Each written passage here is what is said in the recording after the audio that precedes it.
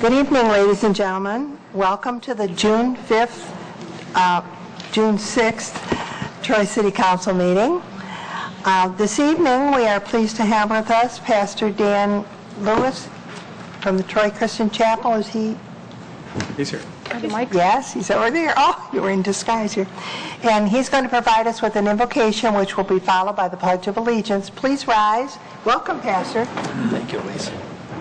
Nice to see you. Shall we pray?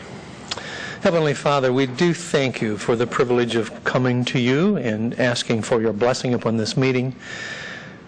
We thank you for all of the wonderful things that you give to us, many of which we often neglect to be thankful for. We ask for your blessing upon our council who has served and who continue to serve us in this community.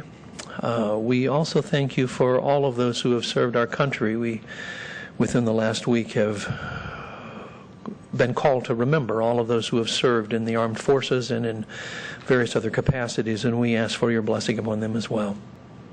May you guide this meeting. May you give your blessing upon it, we pray, in the name of Jesus Christ, our Lord. Amen. Pledge allegiance to the flag of the United States of America and to the republic for which it stands, one nation, under God, indivisible, with liberty and justice for all. Yeah. Thank you, Pastor Lewis. Always nice to see you. Have a good evening. May we have the roll call, Mrs. Bittner? Mayor Schilling? Here. Councilmember Beltramini? Here. Fleming? Here. Hallerwack? Here. Kerwin? Here. McGinnis? Here. Slater? Here. Quorum present. This evening, there are no certificates of recognition or special presentations, carryover items, or public hearings, and so we go right to public comment. And I note that there are 10 people that have signed up, so I will call on those 10 people in the order in which they signed up. So our first speaker is Janice Daniels, and then after Mrs. Daniels, it'll be Marv Reinhardt. I'll just say two names in a row so you can be ready.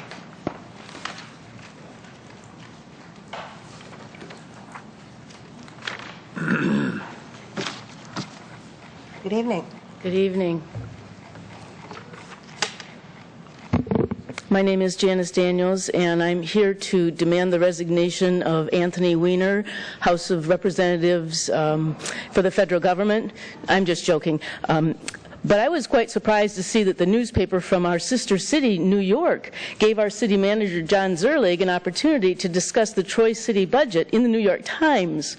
Talk about using far-off outside sources to try to influence public opinion. The only comfort is that I doubt that very many people read the New York Times anymore anyway. But still, the idea that a newspaper in a different state would even consider getting involved in our business is against the very idea of self-determination.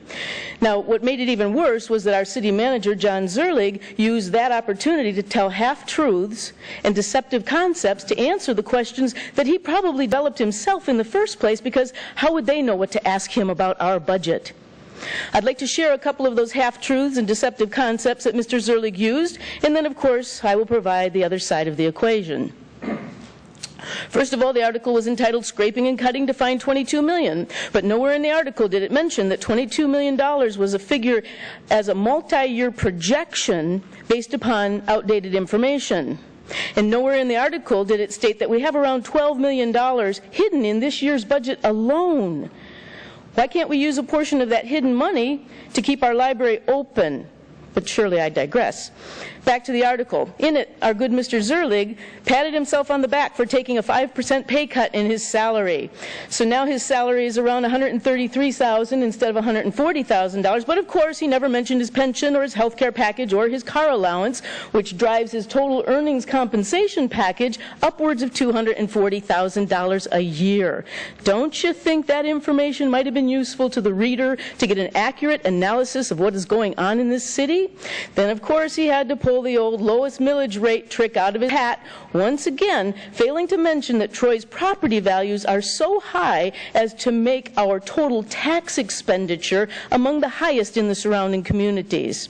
And of course he mentioned that there's no funding for the library after July 1st, but of course he failed to mention that the reason why there's no funding available for our library is because our tax and spend majority council decided that the threat of closing the library would be the safest and easiest way to get the taxpayers to pay more in taxes. It didn't work in February, it didn't work in November, and I'm hoping that it won't work in August. Speaking of using far-off outside sources to try to influence popular opinion, and using half-truths and deceptive concepts, I'm even more concerned about the fact that this council is considering hiring Ed Sarpolis, a political pollster based out of Lansing, to come in and help the city develop a marketing plan to convince the taxpayers to vote for a tax increase upon themselves, because that's exactly what you're doing this for. I don't care how you're trying to spin it as a communications strategy. This time you want to give him another $228,000 or more of our taxpayer money in order to raise our taxes? So in the course of 2 years, Ed Sarpolis potentially is going to make over $500,000 off the taxpayers in the city of Troy, and you can't keep our library open? If this isn't against the law to use taxpayers' money to serendipitously influence a ballot proposal, it should be. And beyond that, it is without a doubt despicable, disingenuous, and unethical. And to try to force the taxpayers to increase their tax obligation in a recession by threatening to close down our library while this council is sitting on $12 million of unallocated money is just about the worst of all. And that's not even to mention that the state has offered to give us more money than expected. That's another source of revenue. Please come to your senses. Don't try to take more of our money and keep the library open with our money that you already have. Thank you. Next, we'll hear from Marv Reinhardt, and then after Mr. Reinhardt, we'll hear from Alan DeAugust. Mr. Reinhardt, good evening. Thank you, Mayor, for letting me talk tonight. I do agree with Councilpersons Wade and Councilpersons Harweck that we do have money to make the library, but because you guys want to push the limits of the people out here, you're going to threaten, and not only that, you're going to hire a Democratic lobbyist to speak for this Democratic city. Because I do have a website up. There's this President Obama loves Troy, Michigan, and I put something on there every day why President Obama thinks this city's great. One thing is that we're going to tax ourselves out of debt, so there's no reason for any more federal funds coming to this city. Because why play with the experiment that this city can tax itself out of debt to prove the rest of the world that Obama's right? Just tax the serfs enough and they cough up the money. Second of all, I'd like to congratulate Troy that we have another $10 million sitting somewhere for this transit center. Now, I don't know how much interest comes off of $10 million a day, but maybe this is where they're getting all this extra money from, because that money's unacquainted for. They can spend the interest on anything they want. But it says it's not awarded yet. So that puts it right with the solar house that we got sitting on the property over there that's never built. In fact, that's one of Ms. Hodges' crowning achievements of the Troy Chamber of Crooks, is to put a building on our property that if somebody broke their leg on it, we'd get sued for it.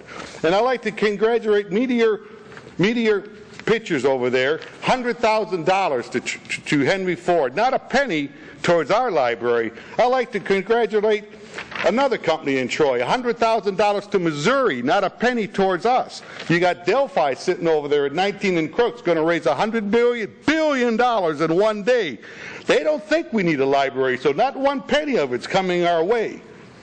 And it's talk about communications experts and legal things. Apparently everybody in the city of Troy needs more legal. Here's another company in the city of Troy hiring legal. All right?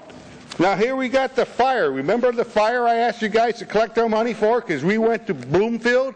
We didn't collect any money for putting out a fire in Bloomfield. How about the guy that arsoned his own building and we put it out?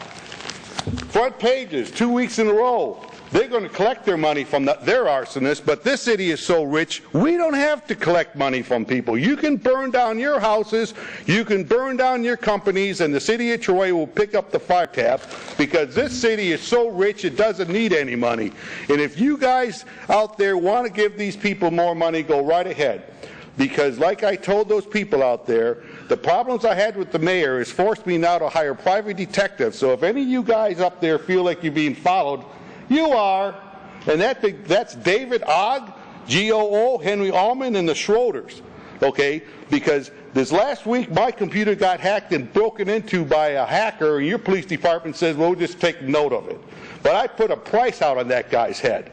So if you guys don't want to protect Marvin Reinhart can protect his own, all right? So you guys sleep as good as I do every night in this city. You guys have a good day. Mr. Alan DeGost, and then we'll hear from Christopher Kaluza after him. Good evening. Good evening, Mayor. Thank you. Council, thank you for allowing me to speak this evening, Mayor. My name is Alan Doust. I'm a Troy resident, council candidate, and a disabled American veteran. Recently returned from Afghanistan. I've got a couple of points to make, so I apologize in advance if I offend anybody or if they don't apply to them. But the first point is I'd like to talk about the transit center. And I know that we've allocated, according to the city's own website, $1.3 million for this transit center. Okay? And then to date, there's no dollar figure as far as how much this transit center is even going to cost on a day-to-day operation. With our current situation in the library, maybe we should reconsider and try to take that off the books. And then point number 2 is the fact that you want our police officers to take a pay reduction as well as reduce their benefits. These are the men and women who protect our city and who have put themselves in harm's way each and every day. All right? Our city was the 5th safest city in America because of these guys, the boots on the ground, patrol officers, and doing their job. Afford them the peace of mind so that way when they come to work each and every day, if something happens to them, God forbid, that their families are taken care of. Our nation's military takes care of us when we were overseas, and when we lost our fellow brothers and sisters overseas, our government took care of them. Let's us take care of the people who put themselves in harm's way each and every day for us to keep our families safe. Point 3 is let's lead by example. As a former soldier, I led by example every day with my men. And I'm asking you guys, each and every one, to do the same thing. Lead by example. If we were to take and reduce, if you guys want salaries reduced, let's reduce the top 20 managers. If you can reduce them by 15%, eliminate the vehicle allowance, as well as reduce those hefty benefit packages, you could have over $500,000 that we could allocate to the library. That's not including all the stuff that, which I haven't substantiated with everybody else, but we can take and keep that library open and make the citizens happy without further taxation to our residents. That's all I'm asking. Just lead by example. Thank you very much, and thank you for your time. Thank you. Mr. Christopher Kaluza? And then after Christopher, we'll hear from Christina Papageorge. Good evening. Yes, good evening. Thank you very much. My name is Christopher Kalasha. For those of you who do not know me, I'm a graduate student at Purdue University. And I recently come back to this city after being at Purdue for the past year doing my graduate work. And I just have to say that I am extremely concerned about the financial position of this city. I realize that we are all suffering during these economic times, that it can be extremely, extremely difficult when revenues go down to keep many of the city's benefits going. I understand that 100%. But the fact of the matter is, when I look at the budget, I cannot help but come to the conclusion that the money is there to keep the library open. Within the city, it seems as if that financial irresponsibility has essentially taken over and has led us to this current point. And I'm going to keep this brief because I really think that this is very, very basic. Cut how much you're spending. We have members of the city that are working for salaries that are far too high, it's unjustifiable. So I ask you to please go back and just simply look at the budget, cut where it needs to be cut, and just realize that the people of the city are counting on you for leadership. They put their faith and their trust in you. You guys can do this. I have faith in you. to keep this stuff going, to keep the library going, without having to increase taxes, because really a tax increase is not what we should be looking at right now. Thank you. Thank you. Next, we'll hear from Christina Papageorge. And then after Mrs. Papageorge, we'll hear from Richard Peters. Yes. Good evening. It's really nice to see all of you. I didn't expect to come, so I just had a lot of messages and people who had questions and wanted me to say something, so I have my little notes here, so please bear with me. The first thing I do need to... Can you move over by the mic a little bit more, Christina? Oh, yeah. Can you hear me? A couple people in the audience look like they're straining to hear. Can you hear me now? Yes. Yes. Go ahead. Okay. First of all, there was a mailer that came out here in Troy about the Drick Bridge, and I had a lot of people calling us and said that a lot of people didn't know where John stood on that. That mailer came out by accident. He actually does not support the Drick Bridge, and he was one of the first people to come forward not supporting it for the very reason that we, first of all, can't afford it, and secondly, when you check the actual figures, there's only 35% capacity being used right now. It's gone down and down and down, so it's not going to jump up and all of a sudden we're going to make a ton of money. I respectfully ask the council to not support passing a no-bid contract with Ed Sarpolis. I know you have the right to not bid out the contract, but Troy doesn't have enough transparency for voters to feel comfortable with the council's decision. I fear you have the problem of possibly leaving a very negative legacy, and I don't want that for any of us. We all love our library, but passing this contract, you have now, with that passing of the contract, you would now have 1/3 of the library's budget having been spent on anything other than the library. I'd like to have seen that money go to them. If you think that Sarpolis, and I think the figures I've been given is that it's $9,500 a month for 2 years, will make Troy voters trust your motives. I really doubt it. They need you to listen to all of them and to explain much better so that they're all on board. Don't rush to pass this contract. Have enough bravery not to force this down people's throats just because you can, and I do know you have the right to. I know you all love this city as I do. I know you all mean well. We don't need Ed Sarpolis, and I know him personally, and I respect him very highly. But we don't need him to sell our city to businesses and folks other places to the tune of $228,000. Please slow down and have the city behind your efforts. The last millage didn't pass because you had lost the trust of a lot of people in the city, whether it was rightly so or not. They didn't trust it, and they were afraid to get behind you. I trust you to help us all feel comfortable and understand everything before you go forward. And I just asked you to help us be able to go forward with you because we believe in it. Thank you. Thank you. Next, we'll hear from Richard Peters, and then Gerard Stager will be next after Mr. Peters. Go ahead. Mayor, Council, folks of Troy. First, I want to say I still believe in a civilian government. Hopefully, those goals are what we all honor as Americans. I keep hearing this stuff about the library, about how much it's going to cost and all this stuff. Yet the fact is, we can't.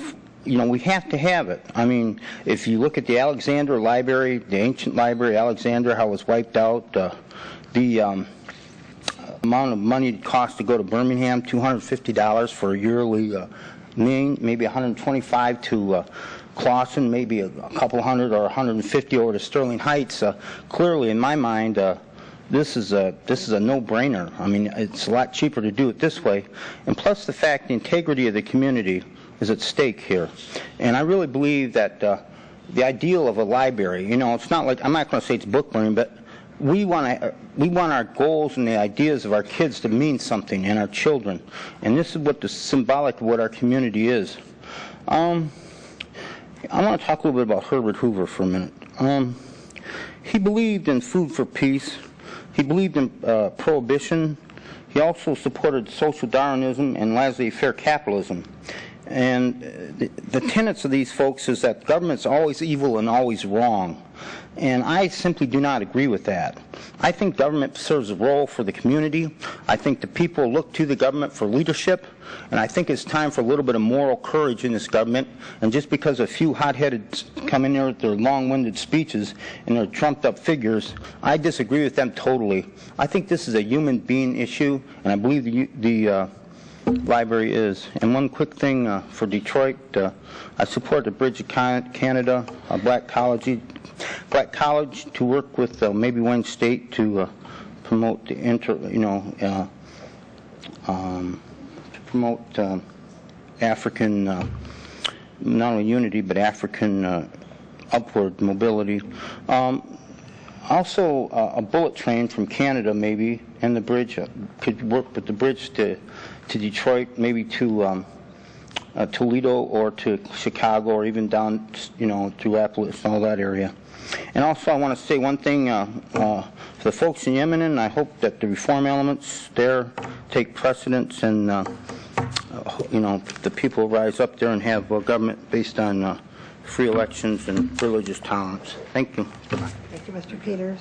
Mr. Steger, and then we'll hear from Pam Brady after Mr. Steger. Good evening. Hi. Thank you, Madam Mayor and members of council. I want to focus some attention on agenda item I-13. That's on the Ed Sarpolis Target Insight Communications matter that Mrs. Papa George referred to. In your packet for I-13, you've got an analysis in here. You've got several pages. There were no sealed bids on this contract. It will be $9,500 a month over 2 years. That's a $228,000 contract, no sealed bids. The item that you were presented with has only 4 sentences of analysis at the bottom of page 1, the top of page 2. It's very general in language. We are told that 2 other firms were involved. We aren't given the names of those firms. We don't know what they would charge. This will be a contract for $228,000. You must reject no bid contracts. In the city of Bloomfield Hills, contracts have to be in a sealed bid if they're over $2,000. Troy should do the same. This opens the risk of pay-to-play like Kwame Kilpatrick had in Detroit. I'm not accusing that that's going on, but if you don't have sealed bids, if you don't have competitive bids, and you run a $228,000 contract like this, a major amount of spending without sealed bids, it makes it much easier for pay-to-play to take place. And that's where somebody pays money under the table to get a city contract. This is a bad way to spend money. A concern about Troy is we spend money on things we don't need, and we shut down things we do need, like the library. This is $228,000 for this contract. We spent $22,000 on a survey. We're spending $90,000 on an election to determine what the millage will be in December, when we've already got an election in November that can determine that. It will be long after people have decided to buy a house, and the property tax will be the same no matter who owns a house. Plus $200,000 on an ICMA survey, you add it all up, it's $540,000 on things we don't need when times are economically tough. It's bad to spend money on this. Troy has gotten by fine since 1955 without spending $228,000 on a communications company. It's reckless spending, or certainly it's unwise spending. It's something we shouldn't do. We know we've got money for the library because Councilman Fleming and Councilman Howlack introduced a budget that would fund it through June 30th, 2012, and keep our reserves over 15% of budget, more than Council wanted. Now Council wants to spend money on things that we don't need, and they ask for another millage, the third since February of 2010. We need to say no to this. In summary, this is spending that we should not engage in. It is a process that opens up a dangerous precedent for Troy. It's very disturbing to have something like this. We now have a mayor of Detroit and a city council in Detroit that seems to be concerned more about spending than our own city council in Troy, where we've had good management in the past. We need to get it back again today. So I ask you, please reject this spending. Please reject no bid contracts for any major amounts of money, certainly not for a contract that will be $228,000. Please reject this, and I thank you for your time. Thank you, Madam Mayor and members of council. Thank you. Next, we'll hear from Pam Brady, and then Tom Krent will be next up after Pam.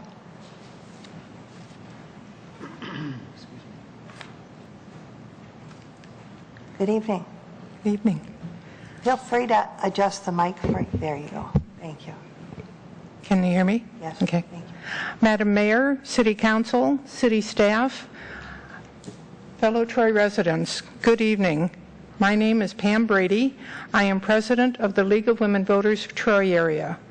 As many of you know, the League is a national nonpartisan organization that welcomes all citizens of voting age as members. The League does not support or oppose any candidate or political party. It does, however, take action in public interest on particular issues after careful study and consideration by members. The League encourages informed and active participation in government, works to increase understanding of major public issues, and influences public policy through education and advocacy. The League of Women Voters of Michigan has a position that supports a basic level of public library funding that ensures services to all residents in Michigan. Last summer, Troy League members studied the issue of funding the Troy Public Library. We read reports and laws, took trips to local libraries, met with library directors,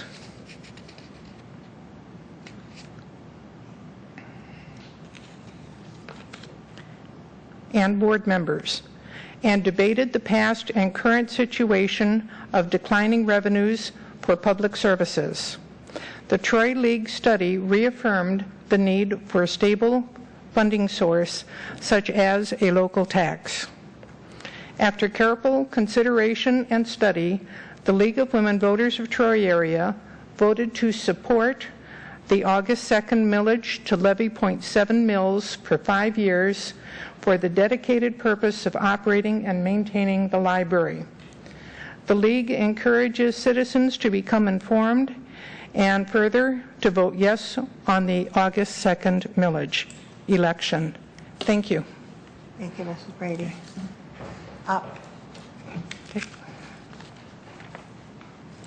Next, we'll have Tom Krent, and then after Tom Krent will be Dan Brake. Evening. Good evening. I'm Tom Krent. I'm a 32-year resident of Troy. I want to talk about the library. I know you've all worked very diligently over many months to find a way to fund our library. And you've all stated from the bench that you want to support a library. You feel there is an absolute need to keep our library functioning. You've studied the ICMA reports, the public engagement sessions, the citizen survey, and you've gone through rigorous budget studies trying to find a way to fund the library. But the only viable long-term continuous funding has been provided by your vote to approve the ballot question for August 2nd. And I'm here as a member of a newly formed ballot question committee called Save Troy. And what I'm here to do is just to let the public know that we exist. We are backing we're backing and want to provide information to Troy residents about the ballot issue. Factual information. We highly value our library and our city services. We want to continue to keep Troy a vibrant city. We want to continue to have Troy attract people that appreciate knowledge and education. And we feel this is a solid way to provide that for the city's residents. Our website just opened up. It's after the W's, it's savetroy.org. That's SAVETROY.org. And we have some information on there now. We also have a button for you to donate, because to get this information out to the Troy voters, it's going to take money, and we'd appreciate your support. Thank you. Thank you. Next, we'll hear from Dan Brake and then Bruce Bloomingdale. Good evening. I'm amazed to learn that the League of Women Voters has a position on minimum levels of library funding. It's interesting in that they were invisible when 4 of you a year ago voted to defund the library entirely. I'm curious that they now have a position on library funding. Your format won't let me address the city manager directly, so I prepared some questions that I know you probably already have on your minds, since you're always extremely rigorous in examining his proposals, but I hope you'll consider the following for him later this evening when it's timely. Sir, do you really think that it's okay to take city employees who are only in their mid-40s and offer them a lifetime pension of $60,000 or $70,000 for the rest of their lives and force the Troy taxpayer to pay for it?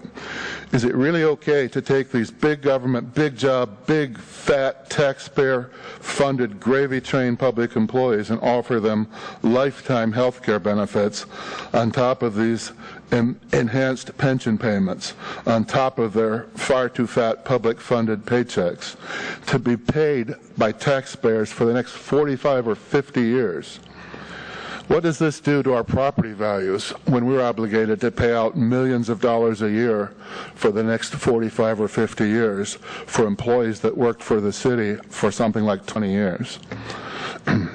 Before all of these kids march off into early, wildly overfunded at taxpayer expense retirements or their next fat gravy train public employment, would it make sense for city managers like the police chief to actually draw up the plans for the new smaller organizations that they claim they are headed for, and then plan the staffing requirements, and then determine which current employees actually are needed in these new smaller organizations, and then target only those employees who don't fit for special incentives, like an unemployment check?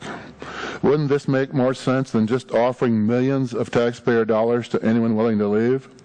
Isn't offering early retirement windows, placing decisions for staffing the future City of Troy government in the hands of those who choose to leave, rather than leaving such decisions in the hands of the extremely highly paid city executives who should be making these decisions? And switching topics, the pollster who told you and us recently that Troy citizens are selfish for not giving you all the property tax revenue you asked for, do you really think, Mr. City Manager, that we Troy taxpayers should now reward this jerk with a new city contract for $250,000 over the next 2 years, with a 3-year extension added on in that contract? How would it be, Mr. City Manager, if we put this decision on the ballot for August 2?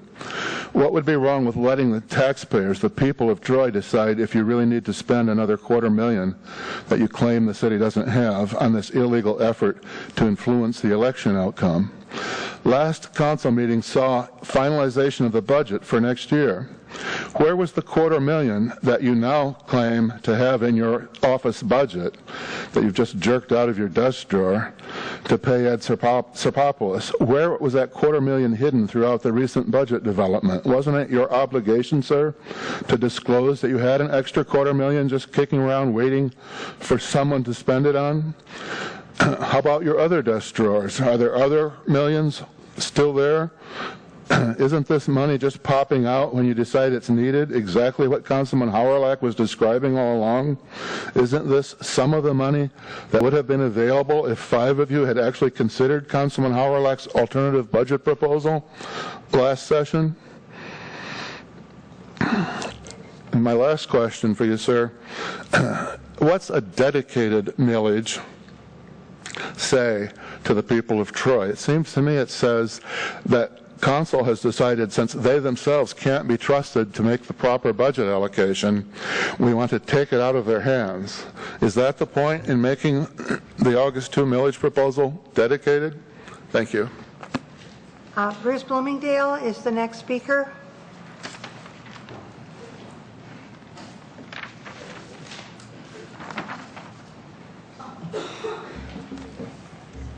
Good evening, Council. Good evening. Mayor.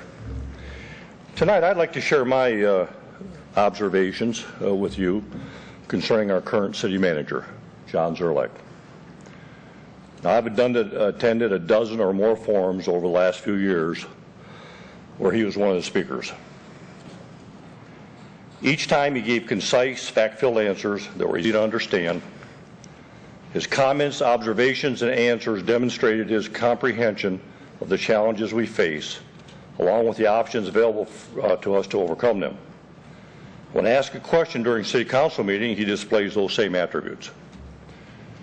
By all indications, he seems to be an excellent city manager and a valuable employee. Why then is so much time and energy devoted to personal attacks on him, the job he's doing, and what he's paid? He is a topic of discussion at almost every City Council meeting. He was a topic of discussion for 15 to 20% of the time at all 7 of the public engagement meetings I attended. That's more than any other topic except the library. These attacks on him serve no good purpose. They are wrong and need to stop for several reasons. First of all, it's a form of scapegoating. We all know what scapegoating is. It's when someone attempts to make you believe that one person or ethnic group is a cause of all your problems. Therefore, if you just drive them out of the city, all your problems will go with them. It's been going on since the time of Christ and is just as mean and ugly now as it was back then. And for that reason alone, I say it needs to stop. Furthermore, these attacks divert our attention and time away from the real issues, those issues regarding the well-being of our city. John Zerlak has the training, talent, and ability to help us resolve these issues. I believe that is exactly the reason you, as City Council members, hired him. And I say to you, well done. We, the public, need to understand that he is not an elected public official. Therefore, he is not subject to our whims, schemes, attitudes, and directions. He's an employee, like the police chief, director of public works, whoever. Now, Mayor, I would suggest that any future complaints regarding the city manager be presented to you in person, in writing, for review by the City Council. And I'd appreciate it if my fellow citizens would quit wasting your time and my time with this nonsense. I don't know how I got it done in 3 minutes. Thanks, Mayor. Thank you.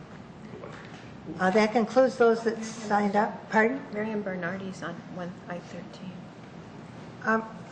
Mrs. Bernardi, did you sign up? I didn't. I-13. Oh. I'm sorry. I'm looking at my screen here, and you're under I-13 and not under public comment here. Yes, feel free to adjust the microphone. Thank you. Thank you, Mayor and Council. It seems to me that I'm always prompted to make an impromptu comment. I don't know how wise that is, but following the last speaker, I feel it's imperative that I respond a little bit. It's amazing to me that scapegoating, which I don't agree with, and I also do not agree with personal attacks. But it really amazes me that someone is coming in front of you and blaming citizens of doing that to our city manager when I didn't hear anything when that very same thing was happening to one of our most treasured city council persons, Martin Hawrylak. And I also, as a citizen, do not appreciate anyone coming before you and saying that my freedom of speech should be impinged upon. I had to sit through hours and hours of listening to hateful speech against somebody that I really respect. And I had to do that because that's the cost of freedom. And there are a lot of hateful things that we have to listen to. That's the cost. That's what we have to pay if we want to remain free. Okay, now to my comments. Mayor and Council, I can hardly believe that you are embarking upon yet another unbudgeted expenditure for the consulting group, Target Insight, to the tune of $228,000 with unlimited future expenditures. We apparently have so much money in Troy that you did not even feel that it was imperative to put this out for a bid. Who cares if we could get it cheaper from another group? But then again, why do we need Target Insight and Ed Sarpolis to sell our city, is the city administration and this council completely incapable of doing its own assessments and of communicating effectively with residents? I think you're very talented and you could do it. I don't understand why you don't. Let's take a quick review of recent events. This council approved $200,000 for the ICMA report. The ICMA group reviewed the city operations and stated that some departments had been gutted so severely that they had become unsustainable. By the way, I'm against this expenditure that was made because I don't know where this money is coming from if we have no money, but I do think they gave you good data. I think that was a great group. Anyways, next you spent $22,000 for the consultant group Target Insight to conduct a telephone survey of residents. You allowed Ed Sarpolis of Target Insight to stand in front of you, in front of this council, and insult our community. He said that we were self-centered, and on he used that word, because we value health and safety over festivals and other entertainment venues. I am an independent, so I could care less what his party affiliation is. Someone mentioned it previously, and I really don't care. I never care about that. He also said that if a special election were held for a millage, it would fail. He recommended that you wait until November to put the millage before voters, but you failed to take that very expensive advice and scheduled a $99,000 special election. In the last meeting, all council members except Councilman Howrylak voted to allow thousands of dollars to flow from the Smart Zone to a private nonprofit Automation Alley. You did this in spite of the fact that in Automation Alley's annual report, they disclosed that they were awarded a loan of thousands of dollars to a company which was partly owned by an Automation Alley board member, and that loan was defaulted on. 6 of you apparently had no problem with that. 6 of you had no comment other than to praise to the hilt Automation Alley. 6 of you failed even to ask if this could happen again. 6 of you failed to ask how such a conflict of interest could have occurred in the first place. 6 of you failed to ask where the money went. No one is against private enterprise, but ethical practice should be mandatory before money is granted. If the director of the library or the museum or the head of our roads division or the police chief were to come before you to ask for money, you would say that there is no money in the budget. But there is never a moment's hesitation when it comes to spending for yet another consultant or survey. I think it's criminal. I'm sorry. What it tells me further is that it would be fruitless to vote for an increased millage, since you seem to be addicted to spending money on consultants rather than on essential services. I am reminded of Marvin Gaye's song, "What is Going On?" That concludes those that signed up to speak. Yes, sir? Would you come around and give us your name, sir?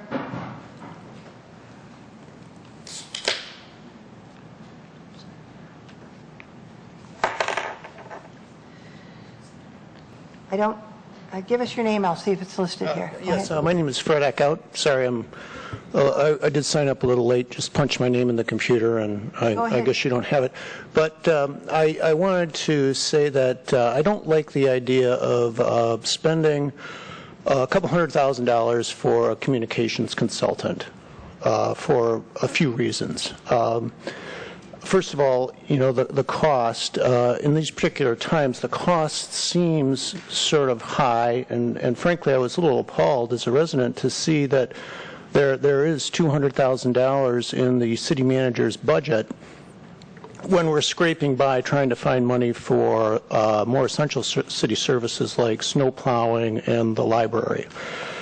I think if there's $200,000 around for a communications consultant, there's probably other money around as well, and those budgets should be looked at a little more thoroughly.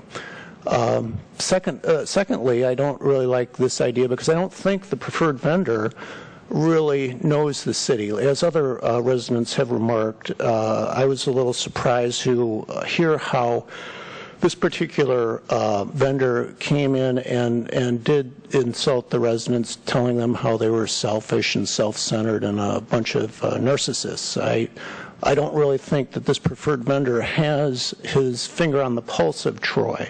I doubt that he's spent much time visiting businesses on Rochester Road, driving by Firefighters Park when the soccer fields are in full use. Probably not familiar with what goes on in our schools and the high academic levels of achievement that are realized there. And thirdly, we may not really need this. I mean, if you as a group were beginning to work together a little bit more, I think that kind of a message would spread like wildfire throughout the community. I don't think we would need a communications consultant. For instance, if Mr. Hawrelak's proposal, the alternate proposal to fund the library, had been considered rather than just dismissed out of hand, which is the perception, I think that would have sent a very strong message to the community that you as a group are beginning to work together. Thank you. That concludes those that signed up to speak. Now we'll go to a response to public comment. Council members or staff, did anyone that wishes to respond to anything that was said? Anyone have a question? Mr. Zerlag? One item that was mentioned that by a person in the audience that will not be mentioned in the agenda docket was my interview by the New York Times, and I want to just state that the New York Times contacted me. I did not contact them. The New York Times thought that it would be interesting to have a story whereby the average household income in Troy, being higher than that of the United States, can't get a millage passed. Thank you. I think it's interesting that the person that made that comment during public comment was also interviewed by the New York Times in another article. And they also interviewed me a few months ago on an item. Apparently they track various different things in the city, and sometimes reporters call and ask you questions. So that's what happened. Anyone else? Okay, then we'll go on. Next, Mayor? Yes, I'm sorry. Privilege. Could we take a 5-minute recess? I know it's early, but would you mind? Yes, we'll take a 5-minute break, and then we'll come back. We had a request for that.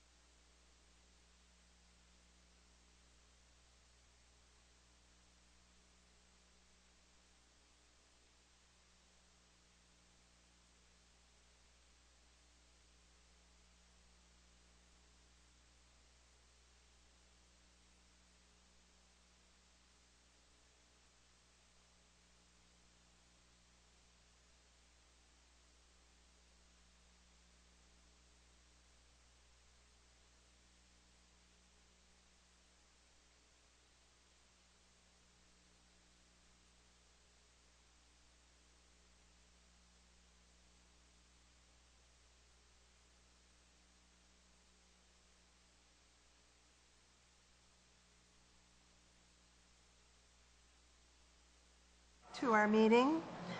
And before we go on to the next item, there was something under response to public comment that Councilwoman Beltramini asked to bring up, so we'll do that and then we'll go on to the next item. I had a question for the city manager. One of the speakers said that in these last early retirement incentives, we offered lifetime, or I don't want to misquote, said that we had offered lifetime health care to our retirees. We have not done that in this last round, have we?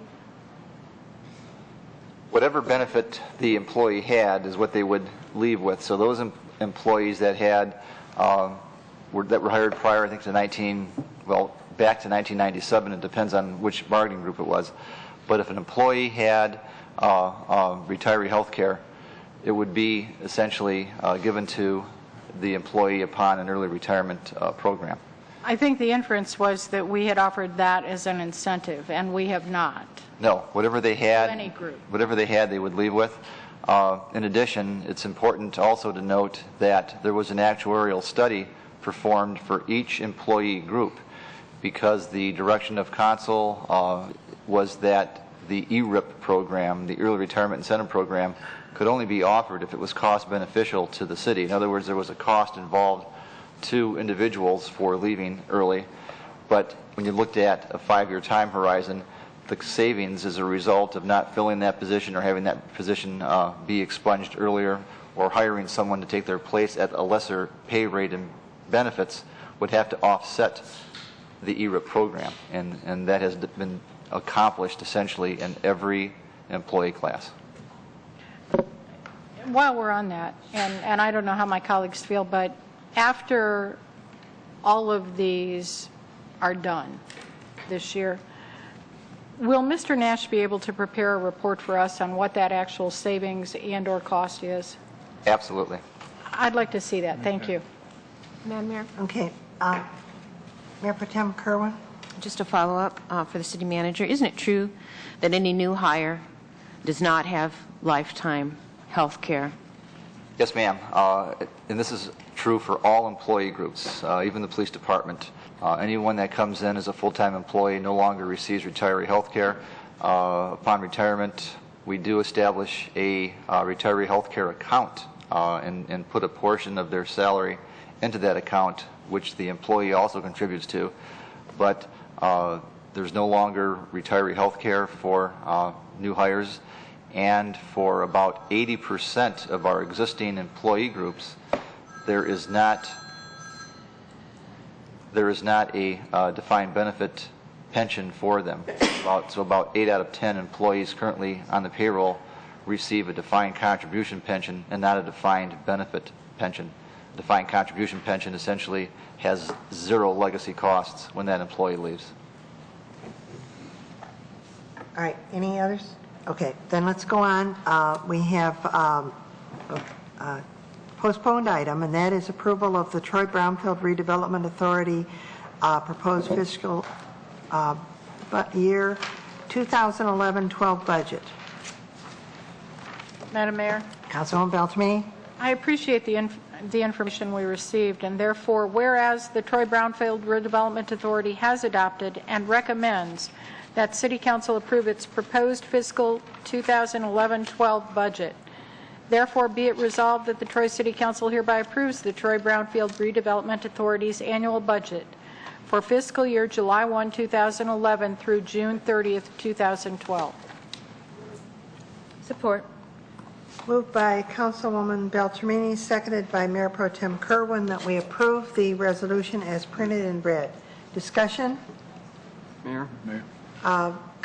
Councilman Fleming and then Councilman Howard. Okay.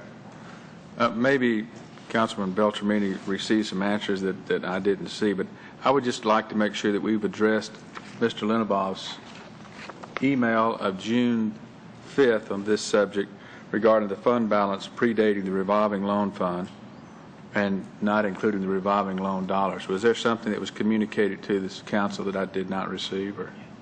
Okay.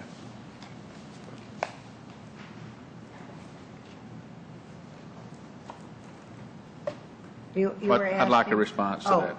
Mr. Zerle, was there something, I know you were gone, but Mr. Lamorato, was there anything, we had that answer that came, a reply from Mr. Licari that came, that answered it. Was there anything else that, did you receive that one? No? I don't recall. Oh, okay. Apparently, Councilman Fleming didn't have the answer from Mr. Licari. That I did see it. I got it. Yes, Mr. Lamorato? I don't have that response with me. I know a response did go out to all council members regarding that. As far as any other further discussion on it, the memo that's before City Council is a factual memo from city staff. It's not based on opinions from other people. This is facts versus opinions. And we stand by the letter from our CPA on staff to be factual. Okay, thank you. Councilwoman Beltramini was able to pull up that answer, and so she was showing. Thank you. Okay. Any other question? Oh, are you done with that one? I'm going to call Councilman Howard. Yes, I'm sorry.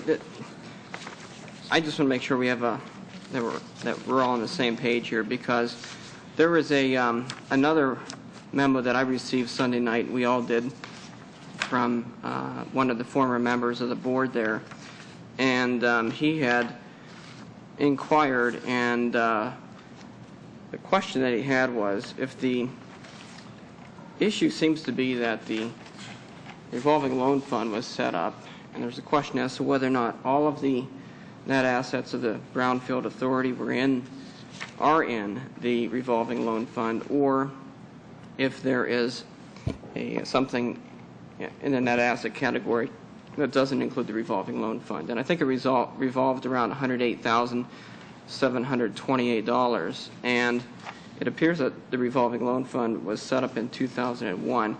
Anyway, it's not that I have any objections to the budget per se, as long as we're allowed to spend these things. And these questions have been raised, and perhaps they've been answered, but I haven't received any answer on them. So perhaps somebody would like to comment on that.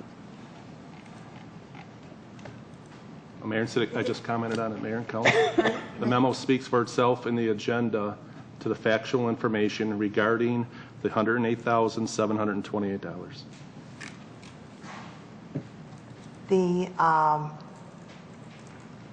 Okay.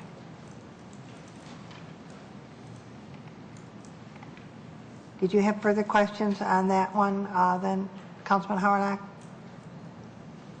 Madam Mayor. Councilman Fleming, you do? I just want to make sure we're all talking about the same email. There were two emails sent by this former member of the Brownfield Redevelopment Authority. The first one, I think, was answered by Mr. Licari. Then there was an email that came June 5th. That's the one I'm referring to on Sunday. Was there another memo from Mr. Licari addressing that or anyone else? Or it's just the one memo addressing both? No, I didn't. There was no other. There's one communication from Mr. Licari to the initial request of information from Mr. Lenovoff. There was no other. Our memo stands in relation to his second opinion. Okay, so you have no concerns. Okay. Mayor? Councilman Howard? So is the issue, since the, well, all right, let me ask this in pieces. When was the revolving loan fund set up?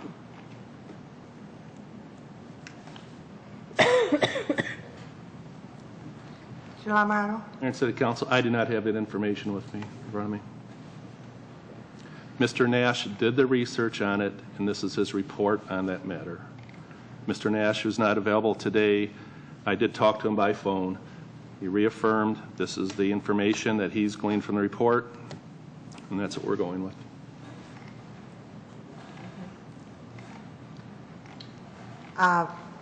Councilman Howard, if you had further questions regarding this issue, but you have no problem with the budget, is there a way we could, you indicated before you talked that you said you didn't necessarily have a problem with this budget. Would you be amenable to passing this budget and then pursuing getting answers on that email after this? Mayor? Councilman Howard?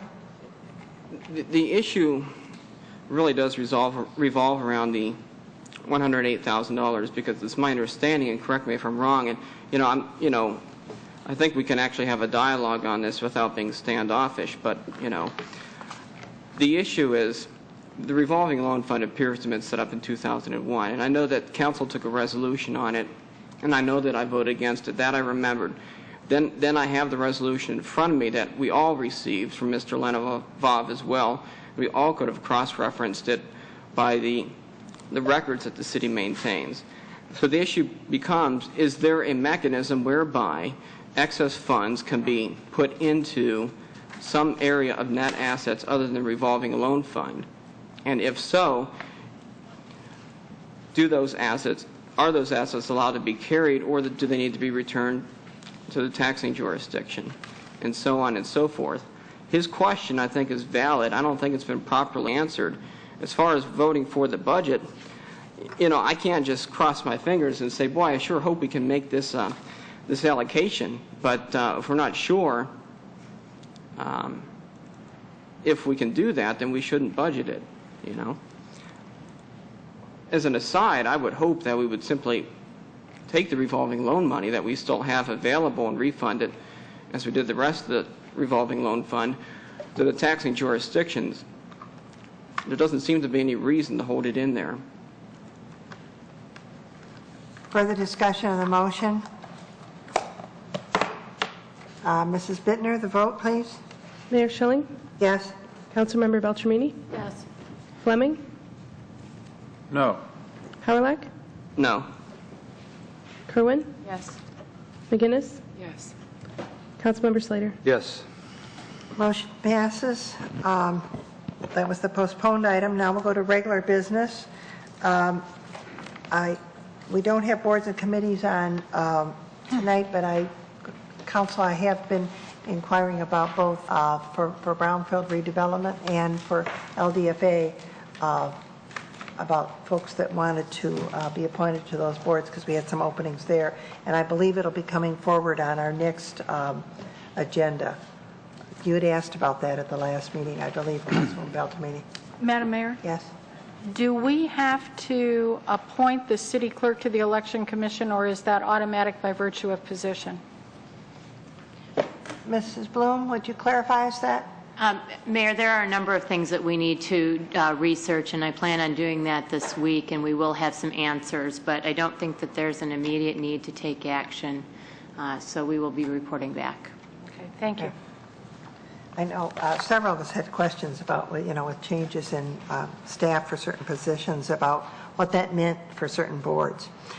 Okay, next we'll go to I-4, which is request for recognition as a nonprofit organization, the status from Brent Amis, Vice President of the Troy Youth Football Association. Mayor. Councilman Howrlack? Resolved that the Troy City Council hereby approves the request from Troy Youth Football Association asking that they be recognized as a nonprofit organization operating in the community and for the purpose, community for the purpose of obtaining a charitable gaming license as recommended by city management. Support. Moved by Councilman Howrlack, seconded by Councilwoman McGinnis, that we approve the resolution as printed and read.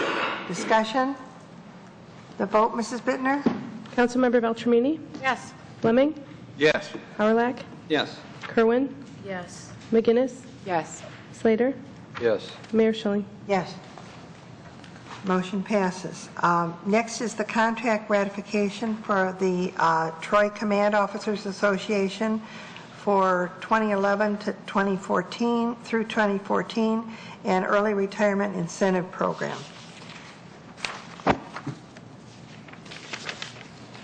Madam Mayor? Councilwoman Beltramini?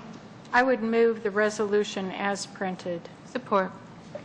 Moved by Councilwoman Beltramini, seconded by Mayor Pro Tem Kerwin, that we approve the resolution as printed. Discussion? Mayor? Councilman Howrlack? I have just a couple questions, and one relates to page 39 of our agenda packet, and there's a chart from I believe this is from the actuary, Gabriel Roeder and Smith and Company. So it looks like there will be 18 people that are eligible for early retirement in this employee group. Is that correct?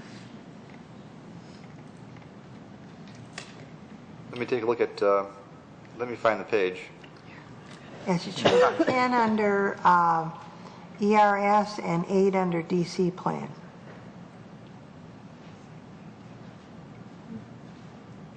Yes, 10 and 8.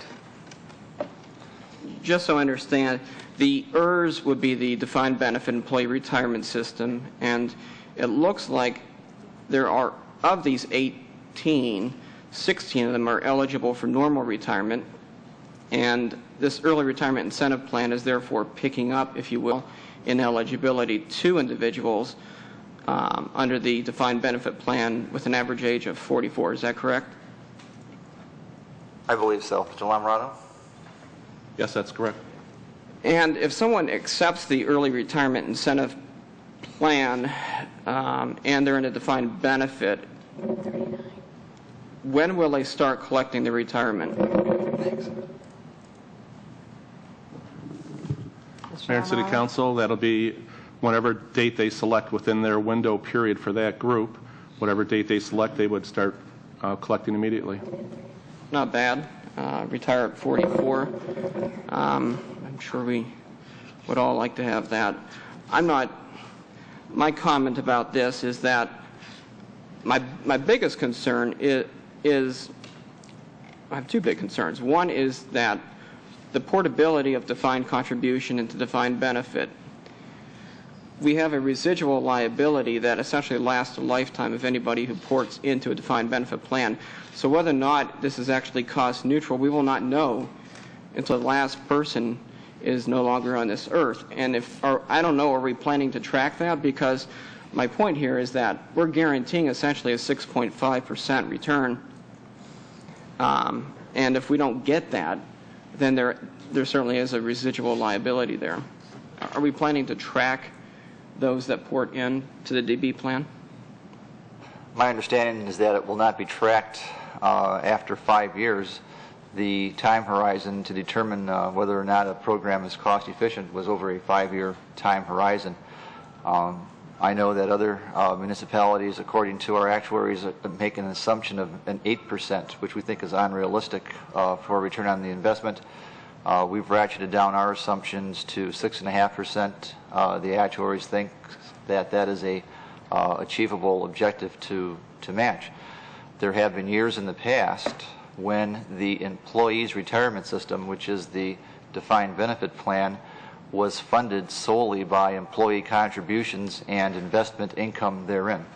In the past several years that has not been the case, but no one can predict with exact clarity what the future is going to bring. That's why we hire actuaries to help us determine what our costs and liabilities are. This program would not be offered if we could not cover the projected liability over a 5-year time horizons by the savings that we'll achieve through not filling positions or accelerating layoffs or promoting those other individuals to the department with lesser benefits. And I think there are just a few points where I would disagree with you, but I agree with much of that.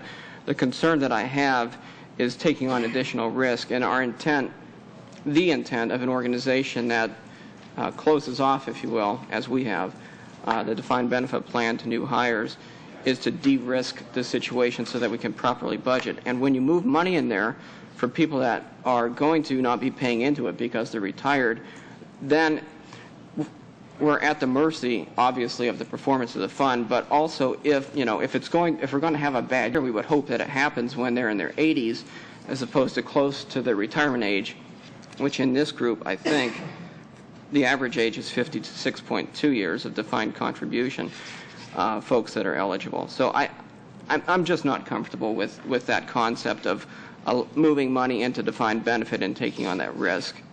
I perceive it as something that's a risk arbitrage, and it does open up the city to liability beyond anything that we could possibly plan, because we don't know what the future is going to hold. I do agree that the 6.5% is much better than most other government organizations And I'm glad we're the ones at the 6.5, not the 8 looking at somebody else with 6.5.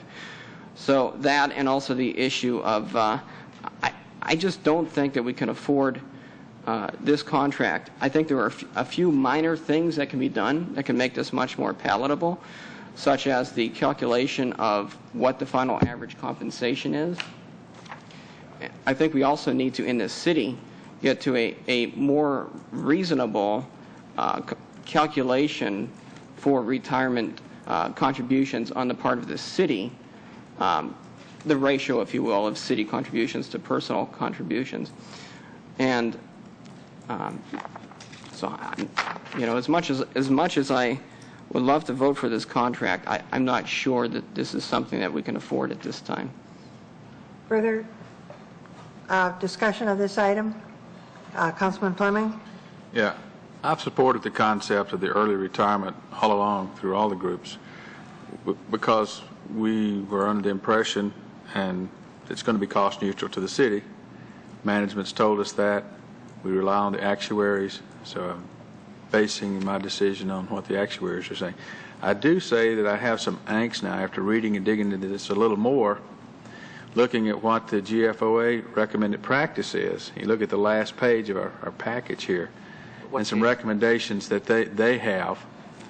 And so I do have some concern and support what Councilwoman Beltramini is saying, that we need to continue to do the cost-benefit analysis. We probably should have done more of this up front, but we're down this road now. We've already done this with several employee groups. We're moving this direction. I'm hoping and praying it's not a mistake, that it is going to be cost neutral. So I'll support it because I've supported it from day one, but I do have a little concern about that. So I think we need to continue to watch it. But once we make these decisions, there's really no turning back. What we do tonight, we can't turn back the clock. But basically, we bargained in good faith with these officers and with every group.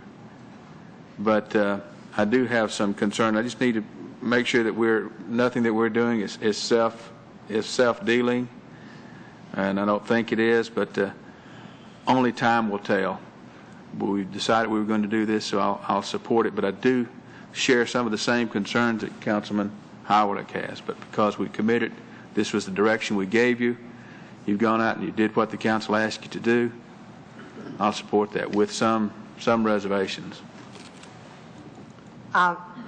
I note that you referred to the last page in the report, and when it talks about performance measures, it says performance measures should be used to ensure ERI goals are met. For financially driven early retirement incentives, governments should track and report direct and indirect costs and benefits to determine if goals are met, such as for vacancies and contract costs. And that's what we've asked time and time again on this. I do note that this is the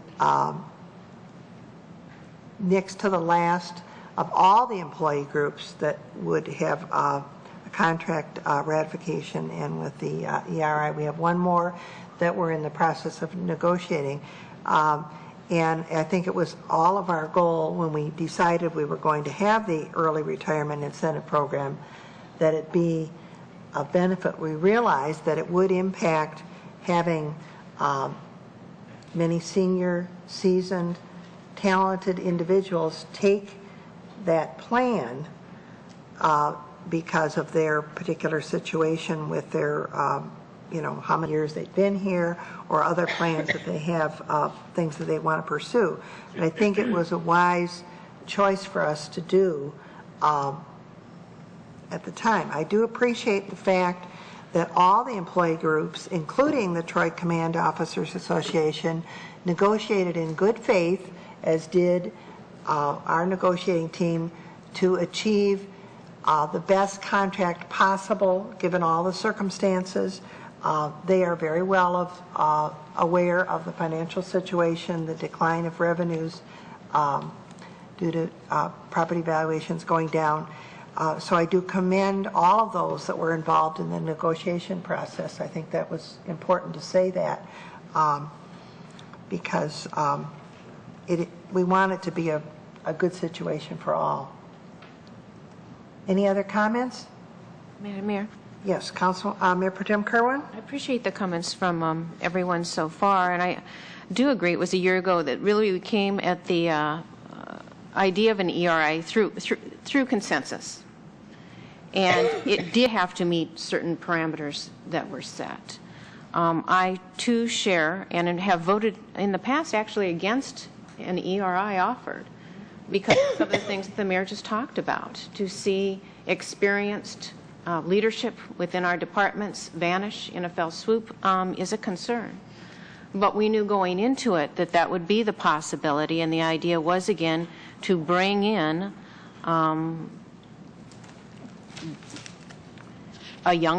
a group, less expensive in terms of modified health care plans going forward and so on. And that's really where the dollar saving is going to be seen, is in that going forward step. So we know from talking to the department heads and through the city manager that we are well served by those who are on staff, and we look forward to many good years from them.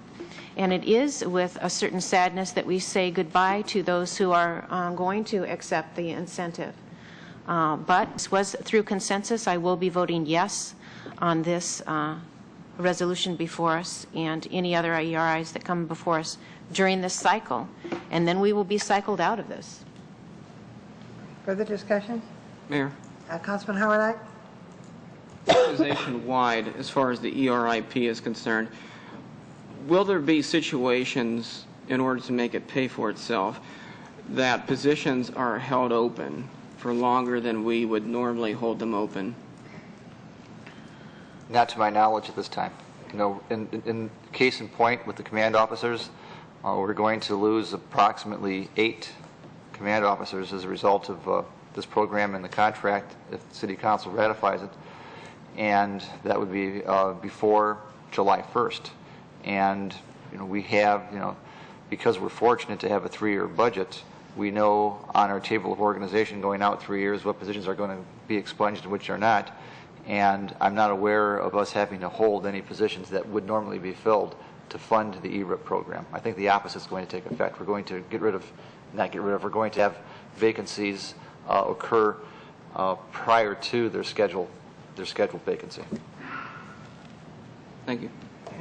Mrs. Bittner, may we have the vote? Councilmember Fleming? Yes. Howard. No. Mayor Pro Tem Kerwin? Yes. Councilmember McGinnis? Yes.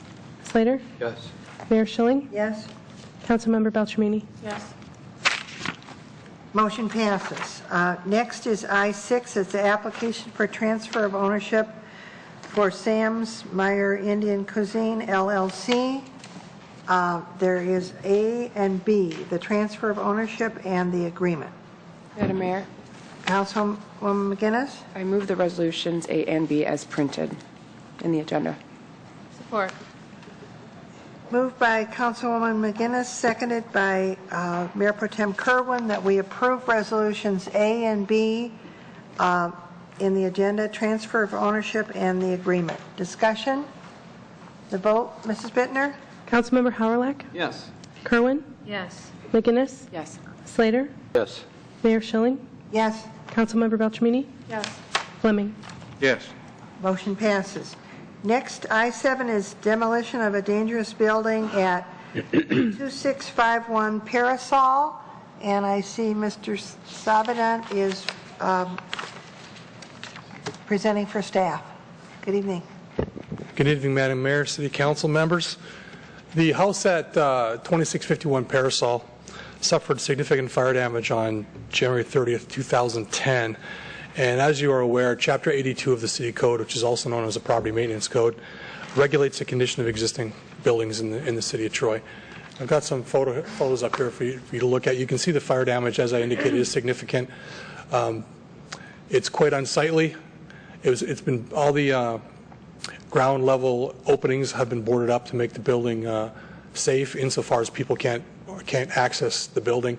But you notice the windows, the roof, there's openings, and the the wind, snow, and rain is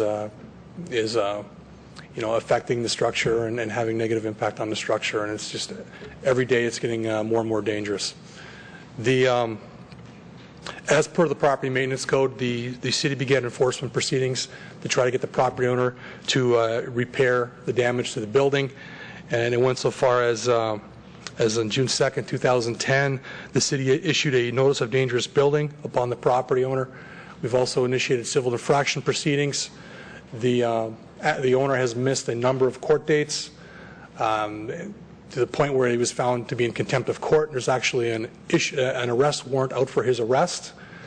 He remains at large, and the building remains a dangerous and extremely unsightly structure in the city of Troy. The city management recommends City Council find the building dangerous and unsafe and order the property owner to demolish the building within 21 days. Furthermore, it's recommended that City Council authorize staff to take necessary action to remove the building and charge the property owner all costs in the event the property owner fails to demolish the building within 21 days. Thank you for presenting. This is very rare that the City Council would declare a building unsafe and demolish. I can, in all my years of being on City Council since 1981, I think I can only remember 3 instances in total of when this had to occur. And because always we try to get the owners of the property to fix it up if they can, if it is fixable. So this is very unusual, and it is very sad. But on the other hand, we have a responsibility for safety, and it is part of our codes.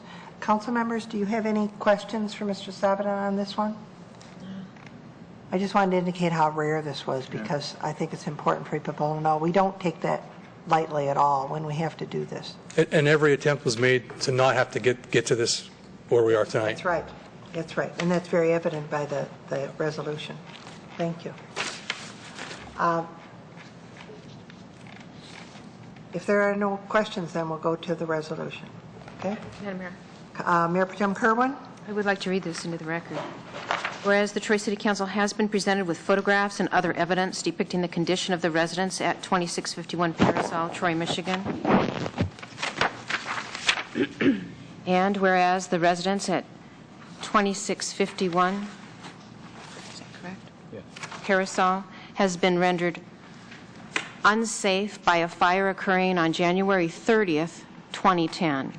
And whereas the city has made several efforts toward making the property safe, but has not been successful in these efforts, and these efforts include the request of relief through the municipal civil infraction process, and whereas the city management sent the property owners official notification that the building was dangerous on June 2nd, 2010, the property owners have not responded to this notification